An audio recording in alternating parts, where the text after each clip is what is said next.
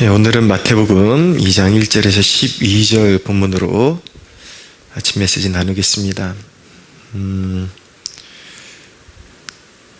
오늘은 동방에서 박사들이 한 별을 보고 이제 예수님의 탄생을 이제 기념하고 경배하러 이제 유대 베들레헴으로 찾아가는 그 과정에 그 나타나는 에피소드에 관한 기사입니다.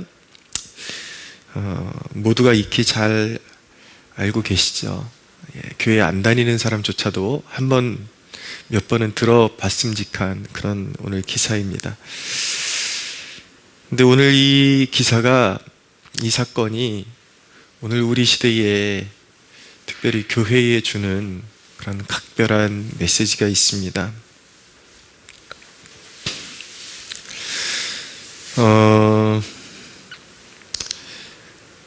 자기가 살아가는 당시대에는 잘 모르다가 시간이 한창 지나간 후에야 더 반짝이는 존재들이 있습니다.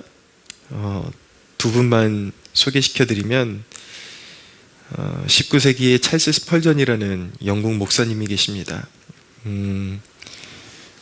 영국 교회 당시에 유례없는 그런 부흥을 그렇게 부흥의 중심에 있었던 목사님인데, 이 당시만 해도 이미 신학적으로 자유주의의 물결이 영국에 쇄도할 때 거의 혼자서 무너지는 성벽을 버티고 서 있는 것처럼, 물론 이제 비공식적으로 이렇게 알 수 있는 방법이 있다면 더 여러분의 목사님들이 계시긴 할 겁니다. 그 당시에 시대의 조류와 야합하지 않고 온전히 하나님의 말씀만 전했던, 성경의 진리를 사수하려고 했던 그런 목사님들이 있겠죠. 그러나 이제 시간이 한창 지나서 우리 시대에 잘 알려진 목사님 중에 한 분을 꼽으라면 그분이 있다라는 이야기를 하고 있는 것입니다. 찰스 스펄전 목사님. 이미 성경의 그런 절대 진리성, 어떤 구원의 가치로서의 오류가 없다는 무오류성, 이런 것들을 부인하는 그런 신학적인 사상들이 교회 안으로 밀려 들어오고, 그런 기적을 부인하고, 성경의 기적을 부인하고, 성경의 영감성을 부인하고, 그리고 어떤 성령으로 거듭나서 회심과 이런 거룩한 성화의 과정으로 들어가는 그런 삶에 대한 그런 메시지들이 사라지고, 하나의 그냥 그리스도가 절대적인 믿음의 대상이 아니라 어떤 그냥 삶의 본보기의 대상으로 전락해버린, 이미 그런 시대에 이 찰스 스펄전 목사님이 옛 선조들부터, 사도시대부터 옛 선조들부터 청교도들이 지켜왔던 그 순수신앙을 지켜나갔죠. 당시에 살아가던 사람들은 절대 다수가 그런 자유주의 신학에 물들어가고 있는 시대에 이렇게 홀로 버티고 싸우던 그런 존재들이 있습니다. 시간이 이제 지나고 나니까 이분의 가치가 빛이 나는 거죠. 당시의 사람들은 몰랐을 거예요. 자신들이 그것을 상식이라고 생각했고 마땅히 교회가 나가야 할 길이라고 생각했지만, 그것이 사실은 교회를 몰락시키는 길이었다라는 것을 그 당시의 사람들은 알지 못했을 것입니다. 근데 시대는 증거하죠. 찰스 스펄전이 옳았다. 두 번째 소개해드리는 인물은 우리나라의 주기철 목사님이십니다. 우리가 잘 알고 있는 대로 신사참배에 거부하는 바람에 옥고를 치르시다가 결국 순교하신 귀한 목사님이십니다. 근데 당시에 신사참배는 교계가 신사참배를 결의하고 했던 말이 무엇이냐면, 이것은 그냥 문화적인 관습일 뿐이지, 목례일 뿐이지 결코 우상숭배에 해당되는 것은 아니다. 그렇게 사람들을 회유시키고 권유해서 신사참배에 동참하게 만들었지만, 오늘날 시대가 한창 지나서 누구나 알듯이 그것은 우상숭배였고 하나님의 진노를 사는 일이었던 것입니다. 그래서 그 가운데서 당시의 사람들의 그런 너만 예수 믿는 사람이냐, 너만 잘 믿냐, 그렇게 조롱받았던 그런 존재들, 그래서 그런 참배를 거부하고 옥고를 치렀던 그런 목회자들, 성도들의 가치가 더욱더 위상이 높아지는 그런 시대 가운데 있는 것입니다. 여러분, 우리가 시대를 잘 분별해야 되는데, 소위 사람들이 말하는 대세라는 것, 여론이라는 것, 잘 분별하지 않으면 여러분들 자신도 교회의 반대편에 서게 될 가능성이 얼마든지 있다라는 것. 제가 왜 이 말씀을 드리냐면, 오늘날 대세라고 하는 그런 가르침들, 그리고 사람들의 정신, 대세로서 사람들의 정신세계를 차지하고 있는 것들이 지금 교회 안을 이야기하는 것입니다. 복음이 아닌 것들이 너무 많습니다. 훨씬 많습니다. 이미 세상과 결탁해버리고 사회와 결탁해버린 그런 존재들이 많습니다. 제가 이런 설교를 하면 어떤 사람들은 반사회적이다 라고 그런 단어까지 쓰는데, 저는 어떤 사회 정치에 대해서 일말의 관심도 없던 사람이었고, 오직 거듭나고 나서 목회자가 되기로 결단하고 나서 성경에 파묻혀 있고 기도에 파묻혀 있고 그랬던 사람인데, 이제 SNS를 통해서 소위 기독교인이라는 사람들하고 친구를 맺어가면서 그들의 정신세계가 어떻게 되어 있는지 발견하게 되면서 경악을 금치 못하겠더라고요. 심지어는 아주 신실해 보였던, 제가 제일 충격을 받은 것이 몇 년 전에 저와 함께 제가 이제 제자 훈련을 시켰던 제자들, 그리고 함께 어떤 리더로 섬겼던 리더들, 이런 사람들이 신앙이 있는 사람들인 줄 알았는데 같이 있으면서도 그걸 몰랐어요. 몇 년 지나고 나서 SNS를 통해서 그들이 추종하고 쫓는 그런 대상들을 보는데 그리스도가 그들의 왕이 아니더라고요.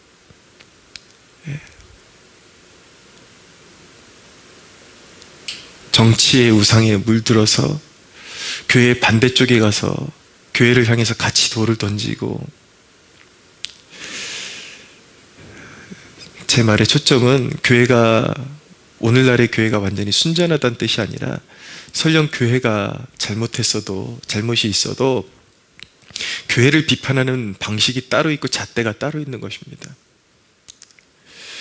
성경의 가치를 가지고 교회가 잘못된 부분이 있으면 비판할 수 있고, 그렇지만 그것에 대한 그 아픔을 가지고 교회라는 그런 울타리 안에서 비판하고 같이 회개를 이루고 아픈 마음을 가지고 나가야 되는데, 교회를 비판하는 것조차도 세상 뉴스를 근거로, 그리고 어떤 정치인들의 그런 사상을 근거로 해가지고 교회를 정죄하는 모습들, 너무나도 가슴이 아프더라고요.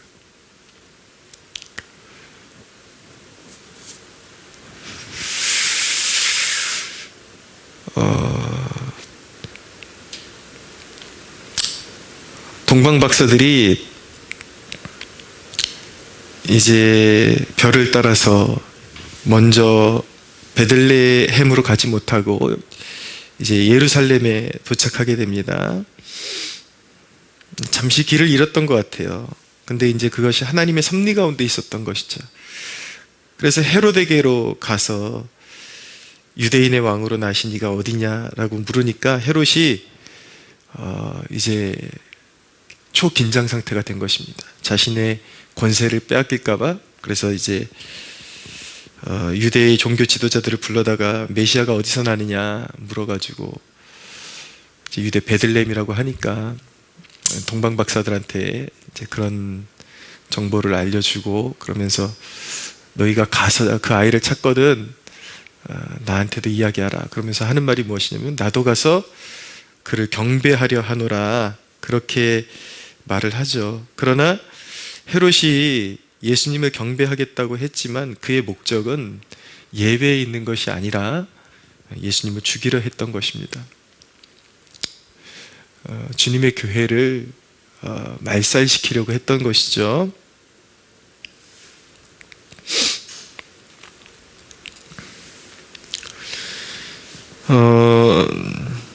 요사이 교회 문 닫으라고 하는 목소리가 교회 외부에서만 들리는 것이 아니라 교회 내부에서 더 강합니다. 기독교 신문에서 이제 어떤 교회 예배의 권리를 되찾기 위해서 앞서서 수고하고 애쓰는 그런 목회자들, 교회 이야기가 나오면 수많은 안티들이 몰려서 욕설을 해대고 댓글을 달아댑니다. 그들의 이론은 그럴싸해요. 그것이 이웃사랑이고, 근데 왜 그토록 그렇게 막 핏대를 올리면서 교회 예배의 그런 권리를 찾아오는 것을 반대하는지 도무지 알 수가 없어요.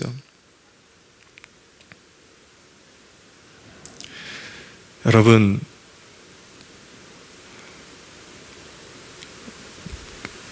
세상이 삶의 필수 가치라 그래서 문 여는 것을 보면은 육체의 피로를 채워주는 그런 우선순위의 안배를 두는 것이거든요. 그러니까 사람이 사는데 무엇이 필요하냐? 그래도 물건을 사고 식생활 하는 것은 필요하다 그래서 마트도 문을 열고 백화점, 설령. 여러분, 진정한 전염병 시대라면 오히려 마트 같은 뭐 식자재는 그렇다 치고 백화점이 지금 이 순간 어떤 의미에서는 약간 사치성이잖아요. 백화점이라는 곳은 진짜 위급한 상황이라면 백화점이 굳이 열어야 될 필요가 있나요? 근데 백화점은 여는데 교회는 문을 닫아야 된다는 압력이 너무 강해요. 그리고 실제로 문이 닫히고 있고 폐쇄당하고 있고, 근데 그리스도인들이 그것을 옹호해요. 세상이 유물론적인 가치관, 온전히 그냥 사람의 육신만을 즐겁게 하는 그곳에 완전히 미쳐있다라는 것을 알게 되는 것이죠. 사실은 왜 교회가 예배의 권리를 지켜야 되는가? 그것은 세상을 지탱하고 계신 만유의 주를 예배하는 것이고 그 누구도 빼앗을 수 없는 그분이 받으셔야 되는 권리를 올려드리는 것이기 때문에 사실은 교회는 치외법권이거든요. 그 영토 아래에 있지만 법과 어떤 경찰의 그런 제재와 이런 것들을 받지 않는 곳, 그것이 바로 치외법권 교회예요. 사람들의 그런 어떤 물질적인 그런 필요를 채워주기 위해서 백화점이 열어야 한다면 교회는 사람들의 환난 가운데 사람들의 정신을 지탱해주고 먹어야 살듯이 인간의 가장 기본적인 그런 욕구인 영의 욕구를 채워주는 것, 영의 배고픔을 채워주는 것, 그것이 바로 교회란 말이에요. 그것은 세상의 통치가 개입할 수 있는 영역 가운데 있는 것이 교회입니다. 그 어떤 권세도 그 정도는 존중해줬어요. 이 시대에는 완전히 그것이 허물어졌습니다. 그럴 수 있어요. 뭐 세상 권세는 우리 편이 아니니까, 그리고 신앙심이나 하나님에 대한 경외가 없으니까 뭐 개념 없는 그런 권력자들이 일어서면 그럴 수 있어요. 문제는 교회 안에 그런 존재들이 있다라는 것입니다. 그래서 제가 한번 도대체 어떤 사람들이 진짜 교회니까 이 사람들이, 그래서 한 사람 한 사람 지금도 그런 기사가 뜰 때마다 그렇게 안티 교회의 욕설을 해대고 그렇게 교회 문 닫으라고 그러는 사람들이 진짜 교인인지 한번 하나하나 확인해 봤어요. 뭐 예수전도단 출신, 미안합니다, 하나님을 경외하는 그런 진짜 예수전도단도 있겠지만 온갖 뭐 순복음교회, 장로교회 할 것 없어요. 말은 교인이지만 들어가면 정치 세력에 미쳐 있는 사람들이에요. 신앙의 글도 있어요. 신앙의 글도 있는데 그들의 왕은 평소에는 신앙의 원리로 살기도 하는데 절대적으로 가이사의 지배와 그리스도의 지배가 부딪힐 때 그들은 가이사를 예수 그리스도 위에 올려놓는 사람이죠. 그런데 심지어는 그 수많은 사람들 가운데 들어가 보면 불신자들이 그렇게 많습니다. 아예 믿지도 않는 사람들이 그런 기독교교의 언론에 침투해가지고 막 여론을 부추기고, 그래서 우리가 이제 그리스도인들이 수많은 그리스도인들조차도 그걸 원하지 않는다. 예배가 오픈되는 것을 원하지 않는다. 교회가 예배의 자유를 찾는 것을 아직은 시기상조다. 그것이 여론, 기독교 여론이라고 이제 착각을 하죠. 그러나 그런 불손 세력들이 형성해 놓은 여론에 순진한 그리스도인들이 그래, 지금 시대가 어느 시대인데, 세상이 어떤 시대인데, 그런 편협하고 너무나도 그런 극단적인 그런 생각을 가지고 살아가면 안 되지. 나름대로 그런 균형이 잡힌 생각을 찾아간다고 하지만 사실은 앞서면서 선동하는 세력이 있고 순진하게 뒤따라가면서 자신의 영혼을 팔아먹는지도 모르고 팔아먹는 그런 그리스도인들이 있습니다. 유튜브 시대가 열리면서 그 가운데는 순전한 복음도 있겠지만 이미 자유주의 신학, 지금은 더 헷갈린 게 무엇이냐면, 과거에는 좀 보수적인 교단이다 그러면 이제 그래도 믿고 순수 복음을 전하겠지 그러고 따라갈 수 있었는데 지금은 아니에요. 교단과 선교단체를 망라할 것 없이 언제 그랬는지 모를 정도로 너무나도 비참하게 이미 자유주의적인 사관, 민중신학적인 사관, 성경적인 사관을 완전히 떠나서 그런 사관들이 너무나도 교회 안에 많이 침투해 있어요. 많은 그리스도인들이 자신이 그런데 물들어 있는지도 모르고 따라가고 있어요. 동방 박사들이 따라갔던 그 그리스도를 향한 별을 따라가야 되는데 헤롯의 음성, 당시에 예수님을 배척했던, 교회를 배척했던 종교 지도자들의 그런 말을 듣고 따라가는 안타까운 양무리들이 있습니다. 여러분, 진정으로 하나님의 인도를 받는 자들은 오직 그리스도의 영광과 임재를 추구하는 자들인 것입니다. 그들은 동방 박사들이 다시 별을 발견하고 그 별이 베들레헴 위에 머물렀을 때에, 예수 그리스도가 태어난 집에 머물렀을 때에 크게 기뻐하고 기뻐했다라고 말씀하고 있는데, 진정으로 하나님을 경외하는 자들은 오직 예수 그리스도를 따르는 길목에서만 참 기쁨을 누릴 수가 있는 것입니다. 그들은 오직 세상이 다 세상 정신 앞에 엎드려도 오직 그리스도 앞에만 엎드리는 사람들인 것입니다. 여러분, 우리도 이 시대 가운데 이 동방의 박사들처럼 오직 예수 그리스도를 가리키는 별만을 따라가야 하는 것입니다. 오늘 말씀에 이제 박사들이 아기 예수를 발견하고 황금과 유향과 모략을 드렸다. 오직 그리스도에 대한, 그리스도가 하나님이시고 그리스도만이 예배를 받으셔야 되는 것이, 그리스도만이 우리의 구속자라는 것을 고백하는 예물을 올려드리죠. 황금과 유향과 모략. 그렇게 올려드리고 그들은 기쁨으로 충만하고, 메시아를 만난 기쁨으로 충만하고, 이제 꿈의 헤로데게로 돌아가지 말라는 지시함을 받아서 다른 길로 이제 돌아가게 됩니다. 여러분, 우리 또한 그래야 합니다. 헤롯에게로 돌아가면 안 되는 거예요. 그리스도를 만났던 예배의 감격을 가지고 믿음의 경주를 해야 하는 것입니다. 나도 예배자야 라고 말하는 수많은 사람들이 있어요. 근데 나도 예배자야 라고 말하는 수많은 존재들이 오늘날의 시대사상, 정치 세력, 그런 자유주의와 민중 어떤 신학에 물든 그런 존재들이 하나같이 하는 말이 무엇인지 아십니까? 나도 진짜 예배자야. 그런데 그들은 말하죠. 진짜 성경적인 가치관을 고수해 오는 성도들, 목회자들을 향해서, 교회를 향해서 너희들은 광신도야, 너희들은 극단적이야, 너희들은 반사회적이야, 여러분, 그리스도를 위해서 조금도 욕먹을 각오가 돼 있지 않나요? 예, 사람들이 뭐라고 조롱하든지 그것이 진리라면, 그것이 그리스도를 예배하는 길이라면 마땅히 따라가는 것을 기뻐해야 되지 않겠습니까? 여러분, 지금 당장 순교하라는 것도 아니고 그리스도를 위해서 조금 욕먹는 것도 허용을 할 수 없겠습니까? 부끄럽습니까? 주님을 부끄러워하면 주님도 여러분들을 부끄러워할 것입니다.